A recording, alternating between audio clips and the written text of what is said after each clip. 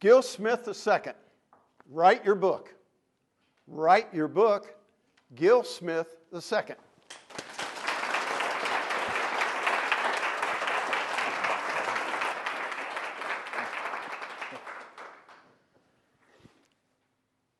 Even at my age, I still need to be reminded that people read books to improve their mind. Well, that makes sense. Since I don't like to read much, we can all conclude there is absolutely no improvement going on up here. I could never be considered a bookworm. But I have read enough to know that chapter 1 in most books is boring. You don't really get to the good stuff until at least chapter 2. Contest master, fellow authors, my story's boring chapter 1 starts in May of 1964. An 8-year-old boy and his veteran Toastmaster father had been traveling all week. Having won 3 levels of the International Speech Contest, the dad had been practicing and even over-practicing his speech for the next level. It was entitled, The Height of Jimmy Jones. He practiced driving in the car. He practiced in front of the mirror. He drove his son crazy with the speech. The opening line was, Jimmy Jones was a big man. If you stacked 10 yardsticks end to end, you couldn't equal the height of the impression that Jimmy Jones would make on you. Well, the father and son attended a Friday night meeting. The dad was going to deliver his speech one final time before the District 11 competition. Now, members had heard this speech several times before, so as they prepared to listen to Jimmy Jones, big man, the Toastmaster introduced Gil Smith, the height of Jimmy Jones.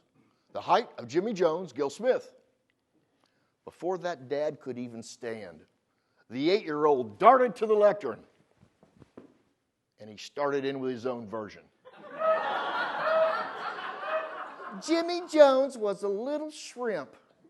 He was short, he was boring, and he was ugly. Yes, I was a little ham back then. Yes, I was that 8-year-old boy. And no, Dad did not invite me to that next contest. But as soon as I turned 18, he harassed me daily to join his club. Now, back then, Dad and I were both single. One time we were discussing why I might want to sign up. Dad said, nothing has helped me learn to talk to women more than Toastmasters. Single, comfortable with women? I signed up immediately. But I'm so thankful that I did. This organization gave Dad and I something that we could share, something that we could do together. Dad passed this on to me. All right, now let's get ready for the good part now, because my story's chapter 2 starts in May of 2015 when my daughter Brittany joined.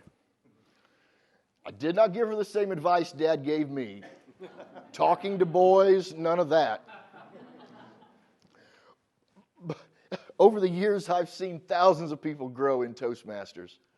But for a dad, the most unbridled pride he can feel is seeing his own daughter grow as much as Brittany has. She has taken my story and she's added a new chapter. Her success makes me one really glad dad. Just like Dad and I, Toastmasters has given she and I one more thing that we can share. So, Dad passing this on to me is chapter 1 of our family story. Me passing this on to Brittany is 2.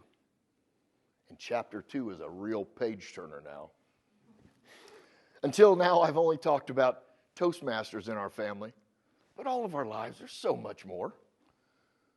Over the years, I've passed on a lot of things to my daughter, and I want to mention 3 more. For 4 years, she and I coached a high-level soccer team. Through coaching, I passed on a passion for teaching, and a desire to mold players into a team. We both sell the same products for the same company. At work, I've given her 40 years of product knowledge and a work ethic that any dad can be proud of. Lastly, I passed on my good looks. Oh, okay. She got the good looks from her mother. You see, in a book, each chapter builds upon the last chapter.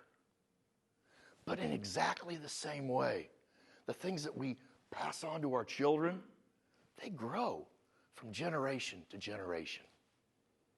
Am I excited about chapter 2? Absolutely.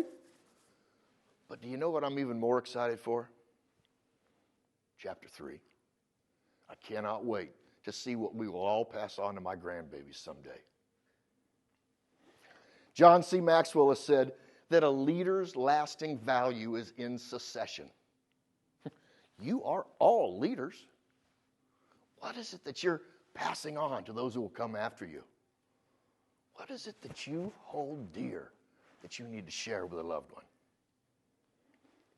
Fellow authors, you need to write your narrative. You need to share some of your good stuff. Have you started your chapter 1? For the sake of your family, your loved ones, friends, I encourage you. I urge you. I implore you to write your book. Mr. Contest Master.